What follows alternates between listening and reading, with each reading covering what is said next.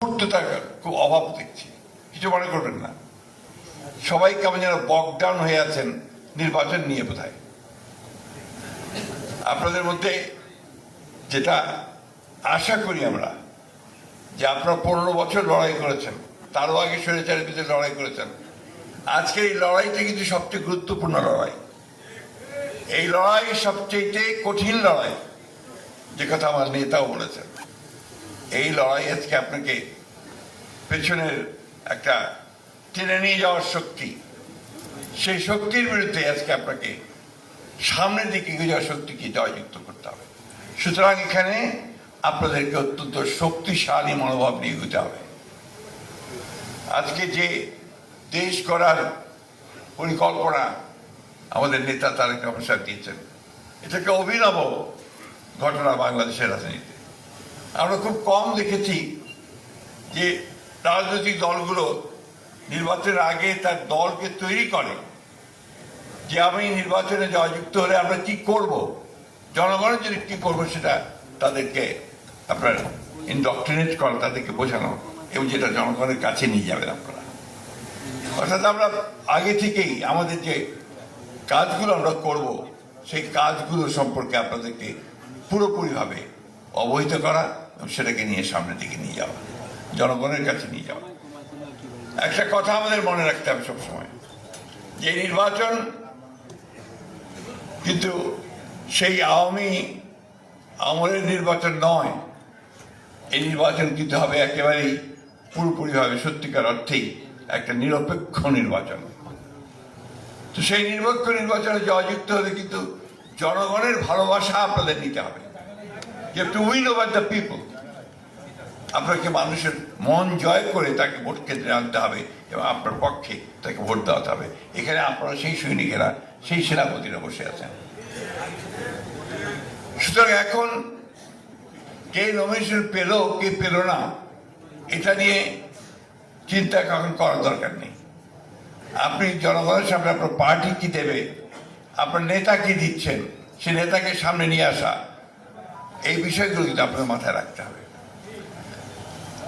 আমি সবসময় মনে করি যে বিএনপি হচ্ছে একটা সবসময় একটা ফরওয়ার্ড লুকিং পার্টি। শহীদ প্রেসিডেন্ট জিয়া রহমান যখন এই দল সৃষ্টি করেন, তার যে চিন্তা ভাবনা চেতনাগুলো ছিল, সেগুলো ছিল পুরোপুরি ওই সময়ের তুলনায় অনেক অগ্রবর্তী। বিএনপি সবসময় জনগণের সামনে অগ্রবর্তী চিন্তাগুলোই তুলে ধরেছে। আজকে সংস্কার নিয়ে অনেক কথা বলছেন।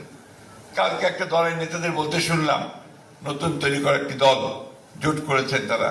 আমরা স্বাগত জানিয়েছি সবসময়, তরুণ যুবকদের যে কোনো প্রয়াসকে আমরা স্বাগত জানাই, কিন্তু সেটা হতে হবে অবশ্যই একটা ইতিবাচক ঘটনা। তারা বললেন যে বিএনপি নাকি সংস্কার নিয়ে কাজ করে না। আর সংস্কারের জন্মই তো দিয়েছে বিএনপি। 1975 সালে রাজনৈতিক পট পরিবর্তনের পরে শহীদ প্রেসিডেন্ট জিয়া রহমানই প্রথম তিনি একদলীয় শাসন ব্যবস্থা থেকে বহুদলীয় গণতন্ত্র চলে আসেন, মাল্টি পার্টি সিস্টেমে।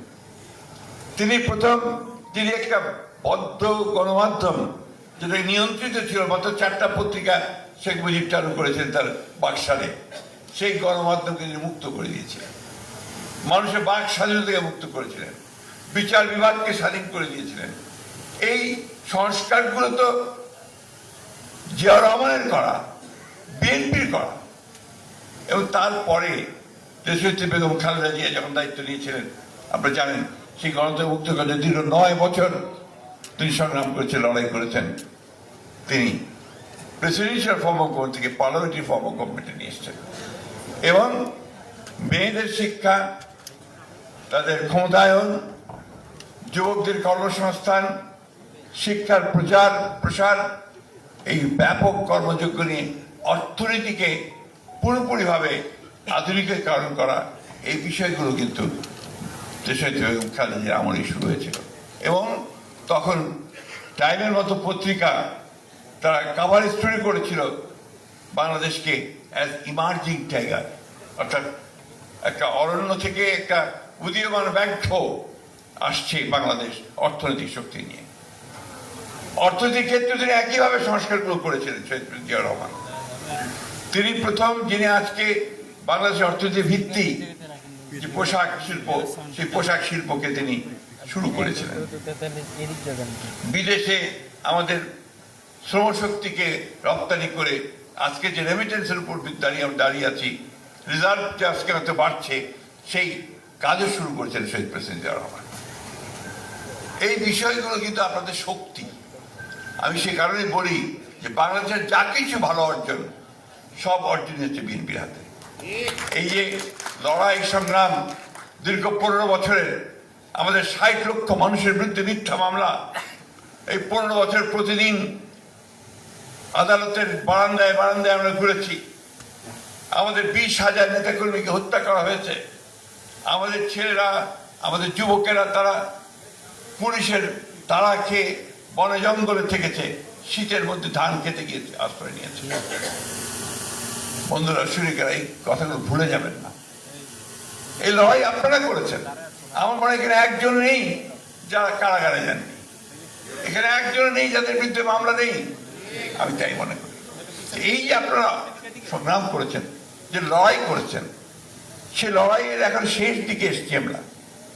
এই লড়াইয়ের মধ্যে দিয়ে আমাদেরকে বিএনপিকে সরকার গঠন করতে দিতে হবে, করাতে হবে, এবং সেই বিএনপি জাতিকে লিড করবে, সামনের দিকে নিয়ে যাবে আরো বেশি করে। তারই প্রমাণ আজকে আমাদের তারেক রহমান সাহেব নতুন একেবারে চিন্তা ভাবনা নিয়ে এসছেন। যে চিন্তা ভাবনাগুলো আমাদের জনগণের কাছে যদি আমরা পৌঁছে দিতে পারি, তারা আমরা নিশ্চিত যে জনগণ এগুলোকে গ্রহণ করবে এবং বিএনপি সেই ধানের শীষে ভোট দেবে। আমি আপনাদের কাছে যেটা আশা করছি, আমরা সবাই লড়াই করেছি, সংগ্রাম করেছি একটা লক্ষ্যে, যে আমরা আমাদের প্রিয় বাংলাদেশকে আমরা সত্যিকার অর্থেই আমাদের প্রতিষ্ঠাতা শহীদ প্রেসিডেন্ট জিয়াউর রহমানের যে স্বপ্ন, আমাদের নেত্রী দেশমাতা আপসীর গণতন্ত্রের নেত্রী বেগম খালেদা জিয়ার যে ত্যাগ, আমাদের নেতার যে ত্যাগ এবং স্বপ্ন, সেটাকে বাস্তবায়িত করবার সুযোগ এসেছে। আসুন আজকে সব কিছু ভুলে গিয়ে আমরা এই লক্ষ্যে এগিয়ে যাই। এখন সংগ্রাম, লড়াই হচ্ছে আমাদের এই নির্বাচনে জয়লাভ করবার সংগ্রাম। এই নির্বাচনে আমাদেরকে পুরোপুরিভাবে জয়লাভ করতে হবে, এবং যাতে করে আমরা বাংলাদেশকে সামনে এগিয়ে যাওয়ার সুযোগ পাই। বন্ধুগণ, অনেক বাধা আসবে, অনেক বিপত্তি আসবে, আমাদের বিরুদ্ধে অনেক প্রচারণা হতে থাকবে, কিন্তু এই সবগুলোকে কাটিয়ে উঠে আমরা মাথা উঁচু করে দাঁড়াতে চাই। বিএনপি কোনোদিনই পরাজিত হয়নি, পরাজিত হবে না বন্ধুগণ। বিএনপি হচ্ছে এই দেশের জনগণের দল, বিএনপি হচ্ছে মুক্তিযুদ্ধের দল, বিএনপি হচ্ছে গণতন্ত্রের সংগ্রামের দল। এই কথাগুলো সবসময় মাথার মধ্যে রাখবেন। আর অন্য কোনো কিছু আপনাদেরকে সাফল্য দেবে না। আপনাদেরকে সাফল্য দেবে আপনাদের মধ্যে ঐক্য, ইস্পাত দৃঢ় ঐক্য, এবং আপনাদের যে চেতনা সামনের দিকে এগিয়ে যাওয়ার, জাতীয়তাবাদী দর্শনে যে আমরা দীক্ষিত হয়েছি, আমরা যে গণতন্ত্রের দর্শনে দীক্ষিত হয়েছি, সেই দিকে এগিয়ে যাওয়ার। একটা কথা আমরা খুব পরিষ্কার করে বলতে চাই, যে কথাটি হচ্ছে 1971 সাল আমাদের অস্তিত্ব। এই কথাটা খুব জোরে সোরে মনে রাখবেন। যারা এই কথা বলার দুঃসাহস দেখান, ঔদ্ধত্য দেখান, 1971 সাল নাকি আপনার বলছে, 1971 সালের, আজকে আমি পত্রিকায় দেখলাম 1971 সালের প্রজন্ম নাকি নিকৃষ্টতম প্রজন্ম। কোন সাহসে এই কথাগুলো বলে তারা? আজকে এই কথাটাই আমি মনে করতে চাই। আজকে আমাদের রুল কমিটির বিষয়ে বলেছেন যে পেছন থেকে অন্ধকারের মধ্য দিয়ে একটা কালো থাবা বেরিয়ে আসছে কিনা, আরেকটা ফ্যাসিজম অন্য দিক থেকে আমাদের উপরে চেপে বসতে চাইছে কিনা। আজকে মানুষকে বিভ্রান্ত করে এবং দুর্ভাগ্যজনক ভাবে আমাদের প্রিয় ধর্মকে ব্যবহার করে তারা আজকে বাংলাদেশের মানুষকে বিভ্রান্ত করতে চাইছে কিনা। আজকে সেই শক্তির বিরুদ্ধে আমাদেরকে রুখে দাঁড়াতে হবে। আজকে নতুন সে লড়াই, একদিকে আমাদের বাংলাদেশকে একটা রাজনৈতিকভাবে, অর্থনৈতিকভাবে দৃঢ় অবস্থানের মধ্যে দাঁড় করাবার লড়াই, আরেকদিকে হচ্ছে এই অপশক্তিকে রুখে দেওয়ার লড়াই। এই দুটিকে নিয়েই আপনাদেরকে এগোতে হবে। আমরা সব সময় ইতিবাচক রাজনীতি করি, আমরা সব সময় অগ্রবর্তী চিন্তা করি। তারই আজকে আপনারা দেখতে পাচ্ছেন যে গত কয়েকদিন ধরে এই কর্মশালা চলছে। আমাদের নেতা খুব শিগগিরই আমাদের মাঝে আসবেন।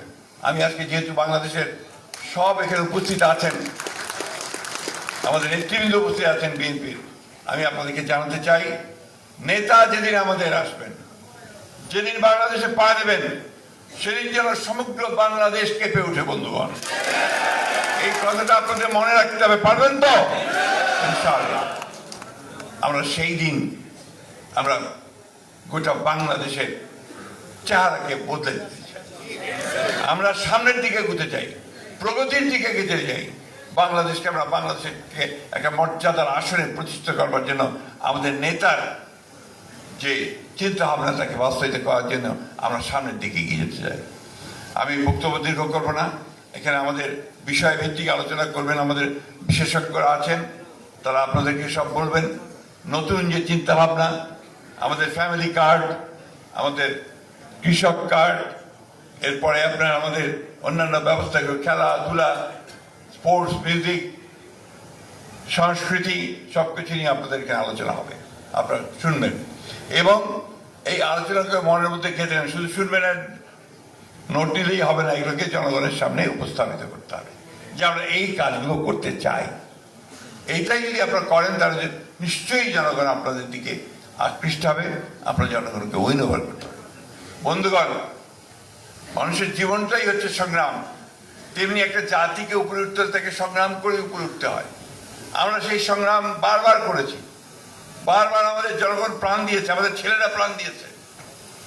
আমরা এইবারের ছেলেরা যেটা প্রাণ দিয়েছে 24-এর এই জুলাই যুদ্ধে, এবং তার আগে 71 যে স্বাধীনতা যুদ্ধ আমরা করেছি, এটাকে এক করে আমাদের সমস্ত শক্তিকে ঐক্যবদ্ধ করে আসুন আমরা এই লড়াইয়ে জয়লাভ করবার আমরা শপথ গ্রহণ করি। এবং আমাদের দেশনেত্রী বেগম খালেদা জিয়া আমাদের বাঁচে আবার ফিরে আসবেন, আল্লাহ তাআলার কাছে দোয়া করি। আমাদের নেতা যেদিন আমাদের মধ্যে ফিরে আসবেন, সেই দিন থেকে আমাদের একটা নতুন লড়াই শুরু হবে। এই কথা বলে আমি আপনাদের সকলকে আবারও ধন্যবাদ, কৃতজ্ঞতা এবং সামনের দিকে এগিয়ে চলার আহ্বান জানিয়ে